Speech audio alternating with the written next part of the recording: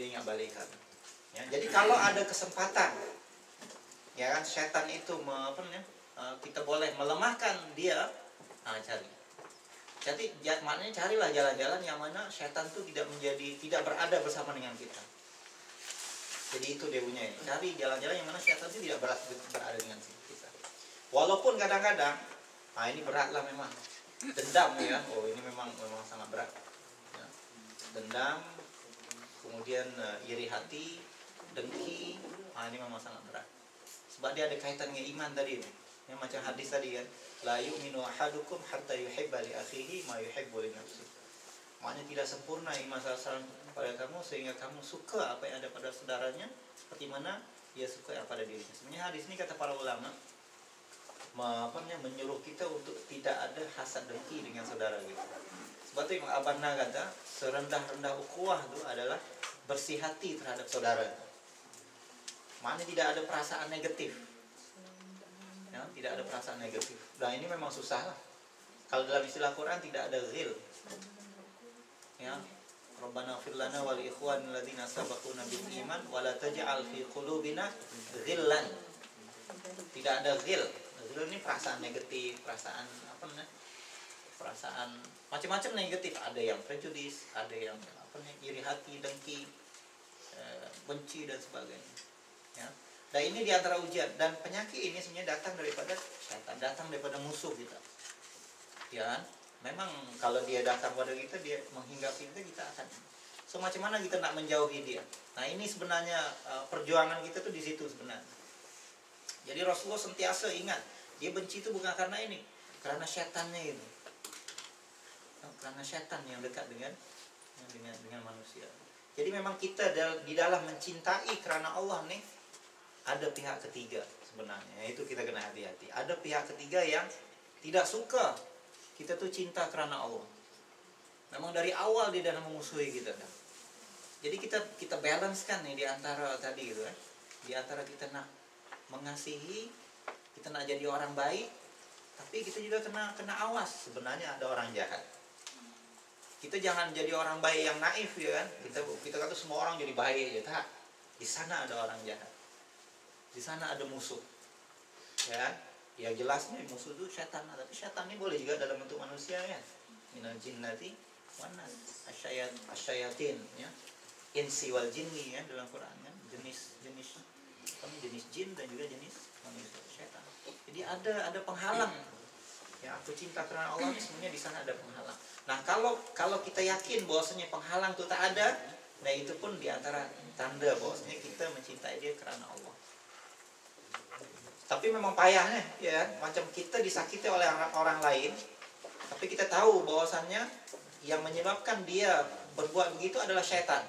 Kemudian kita ada kesempatan ya untuk berbuat baik sehingga dia selamat daripada syaitan. Nah, itu memang susah. Jangan-jangan kita sekali jadi syaitan ya. Sebab kita pun dendam juga. Kita pun masuk perangkap syaitan juga. Dia dah nak baik, dia berbuat salah dengan kita. Lepas tu dia minta maaf.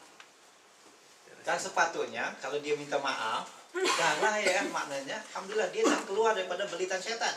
Kita tak bagi maaf pula, kita yang jadi setan gitu ya. Kita pula yang salah. Jadi sebenarnya di sebalik cinta ini ada, kita kena awas juga nih sebenarnya ada musuh yang yang sentiasa mengintai kita supaya kita tidak kerana Allah. Ya. Jadi itu bagi saya itu di antara cabaran yang besar sebenarnya. Memahami musuh gitu juga. Walaupun tajuk ini positif, tetapi di sana ada negatif di sana.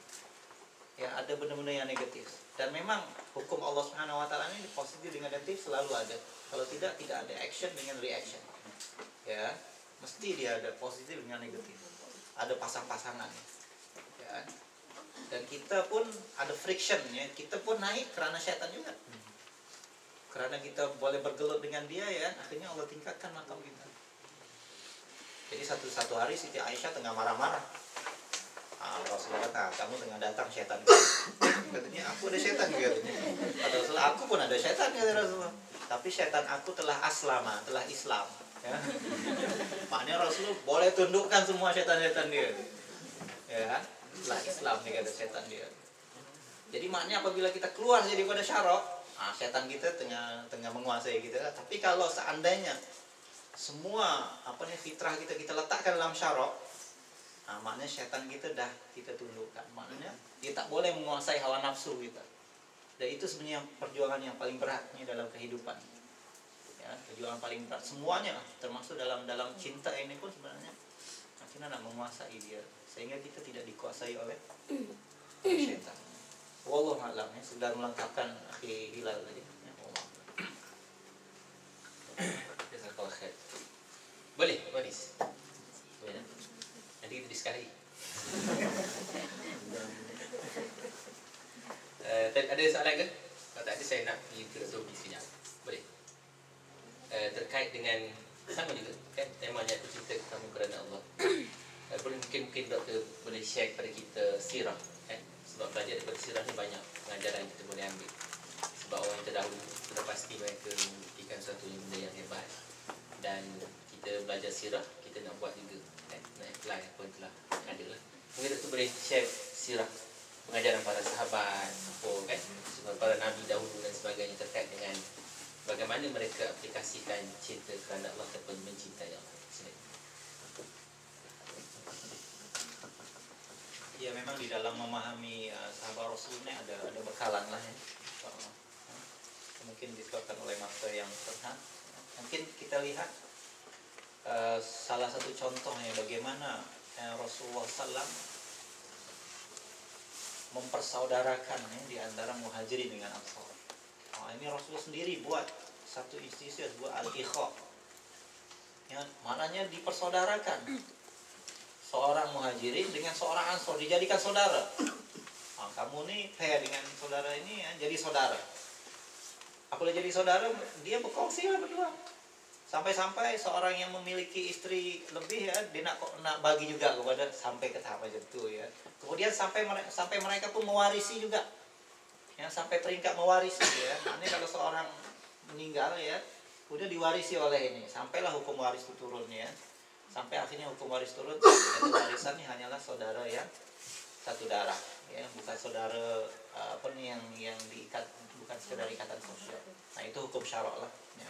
Jadi sebelum hukum syarok itu sampai mewarisi ya. Jadi kalau kita lihat persaudaraan muhajirin dengan ansor itu, dia ada yang minimum, kemudian ada yang maksimum. Dan di sini juga kata-kata yang benar. Yang minimumnya tadi adalah salamatus sodri. Yang minimumnya adalah salamatus sodri. Maknanya tidak ada perasaan negatifnya terhadap saudaranya. Baik yang muhajir. Tengok, muhajir ini orang yang hijrah. Orang yang tiba-tiba duduk di kampung gitu, orang asing. Macam saya lah berhijrah ke Malaysia ya, kamu ni Indon apa semua. Tapi ya, kita terasa mungkin ya, karena kita orang asing. Ataupun macam kita sekarang berada di sini, kamu ni Asia misalnya. Kamu ni bukan kulit putih macam kami. Kita kan terasa ya. Kalau kita dibegitukan, ya. So, tapi muhajirin ketika berhijrah ke Madinah itu disambut ya, oleh sahabat-sahabat Madinah seperti saudara mereka sendiri. Bayangkan, ya, bayangkan seperti itu. Dan mereka tidak ada perasaan negatif, sikit pun tidak ada perasaan negatif. Ya, itu yang paling minimal lah. Kemudian yang paling tingginya wa yusiruna ala anfusihim walau kana bihim khasasah. Ya kan? Dan mereka mendahulukan isar terhadap saudaranya walaupun mereka dalam keadaan susah. Ini memang yang paling berat. Ini kata yang benar, ukhuwah ya, yang paling berat. Jadi sebenarnya dalam kehidupan sahabat Rasulullah, mereka diikat oleh ikatan ini. Ya, oleh ikatan ya, ukhuwah yang begitu. Ya. Tapi sekali lagi karena Allah. Ya. Dan kita lihat, nah ini mungkin ini apabila Rasulullah wafat, ya, terjadi juga kadang-kadang pertengkaran di kalangan para sahabat, ya, bahkan terjadi juga peperangan di kalangan sahabat. Ini jangan, kalau gitu ukurannya di mana ya? Nah ini tengok, karena Allah tadi itu, karena Allah yang paling tinggi. Jadi dalam peperangan Jamal misalnya ya, peperangan di antara Sayyidina Ali, ya, satu pihak dengan Siti Aisyah di pihak yang lain. Jadi Hasan Hussein ini bersama dengan Sayyidina Ali lah. Jadi Hasan Hussein ini teragak-agak nak serang pasukan Siti Aisyah. Kata Sayyidina Ali apa? Aku tahu katanya, kamu teragak-agak nih, ya, nak berperang dengan mereka. sebab kita akan berhadapan ya, dengan istri Rasulullah di dunia dan di akhirat. Kata Sayyidina Ali, sebab kita akan berhadapan dengan ya, sebab kita akan berperang dengan istri Rasulullah di dunia dan di akhirat. Apa maknanya tuh? Di satu segi dia memerangi, tapi di satu segi kefahamannya kita berdepan dengan istri Rasulullah di dunia dan di akhirat. Maknanya Siti Aisyah ini akan masuk surga. Maknanya kita akan berperang dengan orang yang akan masuk surga. Macam mana tuh? Betapa susahnya sebenarnya, tapi hal itu kena dilaksanakan juga. Ya, di satu segi peperangan tuh karena berlaku juga demi yang hak, demi yang lebih tinggi, tapi di satu segi dia mengiktiraf kedudukan Siti Aisyah sebagai ahli surga. Wah, itu adalah satu perkara yang berat. Kalau tidak memerangi, maknanya salah ya, sekedar mengakui begitu, tidak mengakui menganggap Siti Aisyah ahli neraka pun salah juga. Di